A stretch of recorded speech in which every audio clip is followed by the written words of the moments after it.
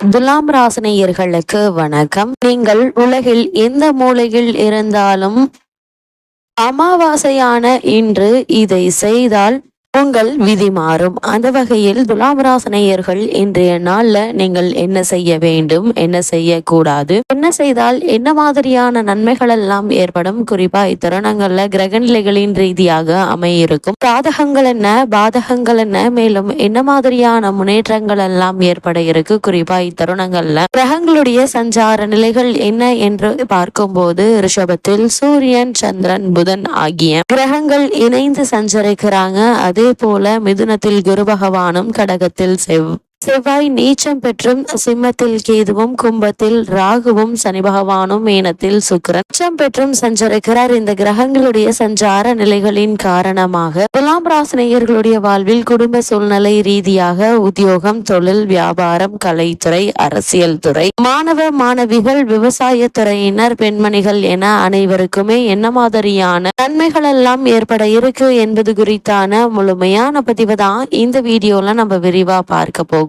அதற்கு முன்னாடி இந்த அமாவாசையினுடைய பலன்கள் என்ன, எந்த நேரத்தில் வருகிறது என்பதை தெரிந்து கொள்வோம். முக்கியத்துவத்தை பற்றியும் தெரிந்து கொள்வோம். அந்த வகையில் இந்த வைகாசி மாத அமாவாசை எப்போது வருகிறது, தேதி, நேரம் மற்றும் முக்கியத்துவம் என்ன என்பதை தெரிந்து கொள்வோம். அந்த வகையில் ஜோதிட ரீதியாகவும் சனி ஜெயந்தி விரதம் இருக்கக்கூடிய அமாவாசை மற்றும் பித்ரு சாபம் போக்கும் அமாவாசை என்று பல்வேறு சிறப்புகள் உள்ளன. வைகாசி மாத அமாவாசை சந்திரன் ரிஷபராசியில் உச்சம் அடையும் மாதத்தில் வருவதால் மிகவும் சிறப்பானதாகவும் வைகாசி அமாவாசை 2025 திதி நேரம் எப்போது தர்ப்பணம் செய்ய வேண்டும் என்பது பற்றியும் இங்கே பார்க்கலாம். அந்த வகையில் பஞ்சாங்கம் மட்டுமல்லாது தமிழ் மாதங்களில் 12 மாதங்களில் முக்கியத்துவம் வாய்ந்த 2வது மாதமான வைகாசி மாதத்தில் வரும் அமாவாசை ஆடி அமாவாசை, தை அமாவாசை, புரட்டாசி அமாவாசையை போல விசேஷமானதாகும். ஜோதிட ரீதியாகவும் சனி ஜெயந்தி விரதம் இருக்கக்கூடிய அமாவாசை மற்றும் பித்ருசாபம் போக்கும் அமாவாசை என்று பல்வேறு சிறப்புகள் உள்ளன. வைகாசி மாத அமாவாசை சந்திரன் ரிஷபராசியில் உச்சமடையும் மாதத்தில் வருவதால் மிகவும் சிறப்பானதாகும். வைகாசி அமாவாசை 2025 திதி நேரம் எப்போது தர்ப்பணம் செய்ய வேண்டும் என்பது பற்றி இங்கே பார்க்கலாம். அந்த வகையில் வைகாசி அமாவாசை 2025 தேதி மற்றும் திதி நேரம் வைகாசி அமாவாசை 2025 மே 26 அன்று வருகிறது.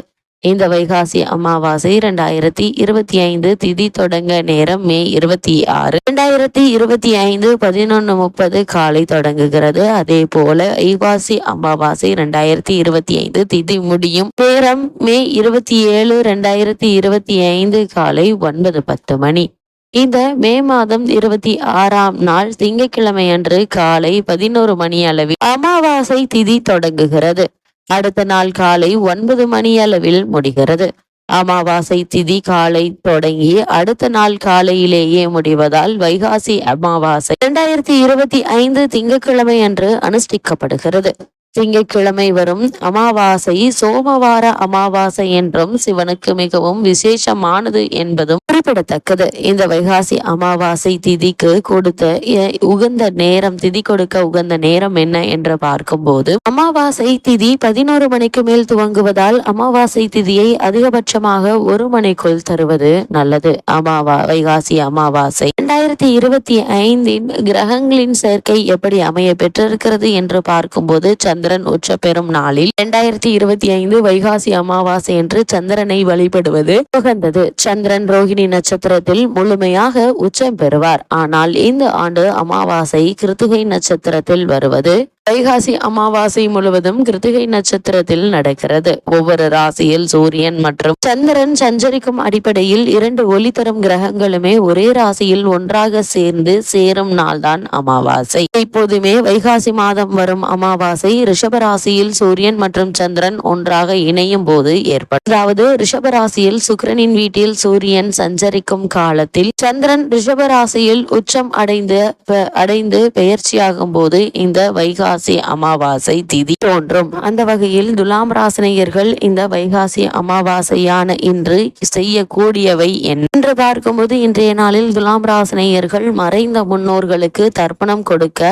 ஆடி அமாவாசை, புரட்டாசி மாதம் வரும் மகாலய அமாவாசை, தை அமாவாசை போன்றதை போல இந்த வைகாசி அமாவாசையும் சிறப்பு வாய்ந்த நாட்களாகவே அமைகிறது. அன்றைய தினம் ஒரு அரச மரத்தின் கீழ் கடுகு எண்ணெய் தீபம் ஏற்றுவது நல்லது. காலையில் சீக்கிரம் எழுந்து சிவன் விஷ்ணுவை வணங்க வேண்டும். பூமியில் ஒரு ஸ்பூன் பால் ஊற்ற வேண்டும். அது உங்களுடைய வாழ்வில் இடையூறுகளை தாண்டி வர உதவிகரமாக இருக்கும். அதுபோல் சனி கோவிலில் கடுகு எண்ணெய், கருப்பு உளுந்து, இரும்பு துண்டு, நீல மலர் தானமாக கொடுத்து வணங்கவும். சனி மந்திரத்தை 101 முறை தவிக்க வேண்டும். கோபம், கெட்ட பழக்கங்கள் ஆகியவற்றை நீக்கும். பசுமாட்டுக்கு பழங்கள் வழங்கலாம். இதனால் குடும்பத்தில் அமைதி ஒற்றுமையும் ஓங்கும். நீரில் எல்லை கரைத்து வேண்டிக் கொள்ள வேண்டும். அது மட்டுமில்லாமல் துலாம் ராசினியர்கள் இந்த அமாவாசை நாளில் செய்யக்கூடாதவை என்ன என்று பார்க்கும்போது, இந்த நாளில் எந்த ஒரு நல்ல காரியமும் செய்யக்கூடாது. துளசி இலையை பறிக்க கூடாது. இந்த நாளில் இறைச்சி, முட்டை,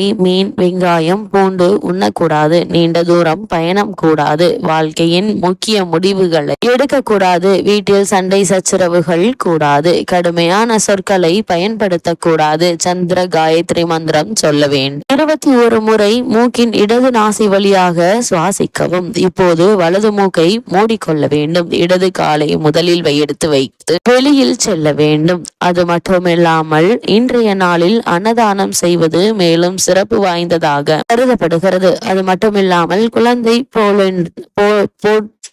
துலாம் ராசினியர்கள் குழந்தை பேர் இல்லாமல் தவிப்பவர்கள் அமாவாசையில் விரதமிருந்து அம்மன் கோவில்களுக்கு சென்று வழிபட நிச்சயம் புத்திர பாக்கியம் கிடைக்கும். எனவே வைகாசி அமாவாசை நாளில் முன்னோர்களை வழிபடுங்கள். மேலும் அன்று குறைந்தது 3 பேருக்காவது வயிறு நிரம்ப சாப்பாடு வாங்கி கொடுத்து அன்னதானம் செய்ய வேண்டும். அது நிறைவான அன்னதானம் ஆக இருக்க வேண்டும். அதனால் தலைமுறை செழிக்கும். ஜாதகத்தில் சனி தோஷம் இருந்தால் அதுவும் விலகி நல்ல வளமுடன் வாழ வழிவகுக்கும். அப்படிப்பட்ட இன்றைய நாளில் துலாம் ராசினியர்களுக்கு, குறிப்பாக துலாம் ராசி தேர்ந்த சித்திரை 3ஆம் பாதம் முதல் சுவாதி விசாகம் 3ஆம் பாதம் வரை உள்ள நட்சத்திரக்காரர்களுக்கு குடும்ப சூழ்நிலை ரீதியாக என்ன மாதிரியான நன்மைகள் எல்லாம் உங்களுடைய வாழ்வில் ஏற்பட இருக்கு என்று பார்க்கும்போது, இத்தருணங்கள்ல வருமானம் என்பது ஒரே சீராக இருக்குங்க. அது மட்டும் இல்லாம திருமண வயதில் பெண் அல்லது பிள்ளைகள் இருந்தாங்க அப்படின்னா வரனுக்காக முயற்சிக்கலாம். வெளிநாட்டில் பணியாற்றி வரும் பெண் அல்லது பிள்ளையினுடைய வருகை குடும்பத்தில்